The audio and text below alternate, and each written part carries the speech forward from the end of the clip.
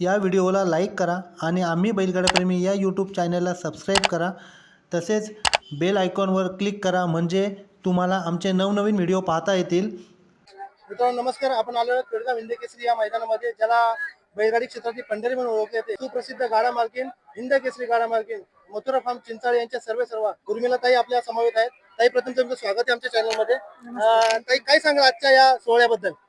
सोहळा ह्याच्यासारखा सोहळा होणे नाही. बैलगाडी क्षेत्राची पंढरी म्हणतात, त्यात सगळे आपण अनुभवते. आणि ताई, आजचं नियोजन कसं आहे आपल्या बैलांचं? पुण्याचा अमित भडळ्यांचा चिमणे राजा बरोबर अत्यंत टॉपचा पहिला तुम्ही केलेला आहे.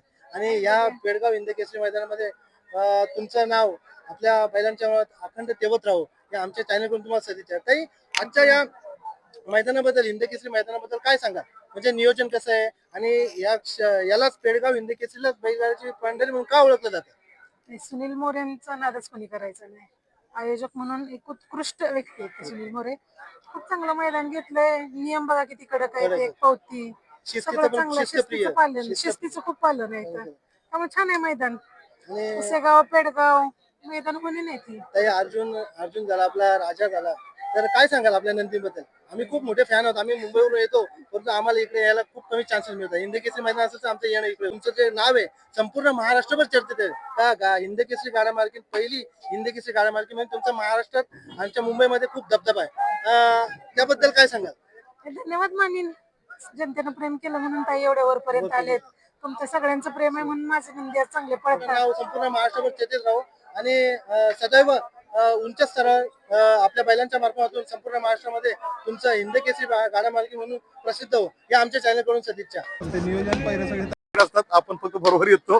नाही, पण तुमचा जो सपोर्ट आहे त्याच्यामुळे हे सर्व शक्य आहे. आज ताई नेहमी आम्ही ताईंच्या बाईट बघतो, ताई नेहमी सांगतात का मला शेटजींचा जो सपोर्ट आहे त्याच्यामुळे खरोखर आज हे जे नाव आहे राजा झालं काय, त्यांचे आशीर्वाद तुम्हाला लागतात. तुमच्याकडून जी सेवा होते ना, त्या सेवेचं प्रतीक म्हणून तुम्हाला तो राजा आपला फळ देतो. त्याबद्दल काय सांगाल? नाही, कसं माहिती का, कुठल्याही जनावर असू द्या, प्राणी कुठले असू द्या, तुम्ही जीव लावा ते त्याचं तुम्हाला परत रिटर्न देते का, तर देते. कशा रूपात देते? आज राजाला जीवाला आम्ही, अर्जुन असू द्या, जी पहिले आमचे रुबा वगैरे होते, जीव लावला त्याने आमचं नाव मोठंच केलं महाराष्ट्रभर. ओके. त्यामुळं असं काही नाही की बाबा ते नुकसानीचं काही काम नाही. आजच्या मैदानासाठी तुम्हाला आमच्या चॅनल कडून खूप सारा सदिच्छा आणि असंच आपलं नाव टॉप मध्ये राहू. आणि टॉप मध्ये दादा, एक महत्वाचा प्रश्न विचारता, मुंबईमध्ये बिंदोड खेळण्याचा विचार आहे का पुढे? ते ताईला विचारावं लागणार, कारण ते सगळं नियोजन ताईकडे असतं. ताईकडे असते. या मैदानामध्ये प्रत्येक बैलगाडी मालकासाठी माझ्या कपाळी हा टिळा लागला पाहिजे.